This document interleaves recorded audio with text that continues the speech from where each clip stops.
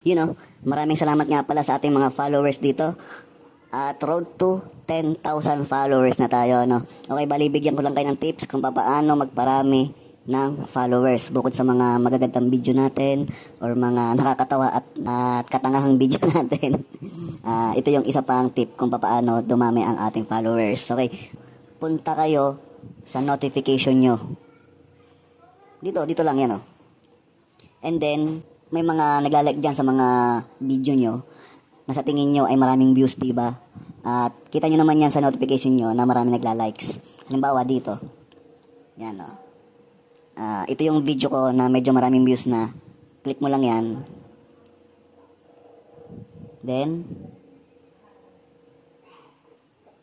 yung post, yung post. Then click mo tong likes. Yung mga naglikes, click mo lang yan. Bali ito nga pala ay invite to follow your page or your main profile, no? Sa dami na yan, may mga isa or dalawa lang dyan na magpa-follow sa inyo, ano? Bali, i-click lang natin yan lahat or invite lang natin sila lahat. Okay, invite. Ang nangyayari dyan, manonotify sila na ini-invite mo sila na i-like yung inyong page or Facebook profile. Lahat ng naglalike sa mga videos nyo, ganyan lang ang gawin nyo. Invite nyo sila. Mga nakatawa, oh. Sigurado, magpa-follow yan. Ganyan lang yung ibang tip, no?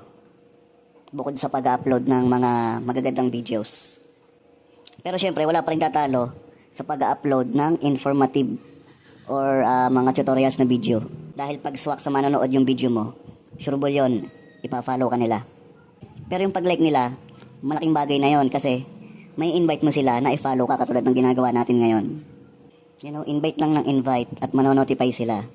Ngayon, mga ilang oras, makikita mo na kung ilan ba yung madadagdag doon sa followers mo. Yun, bali na invite na natin lahat. Okay, bali ganun lang for today's video.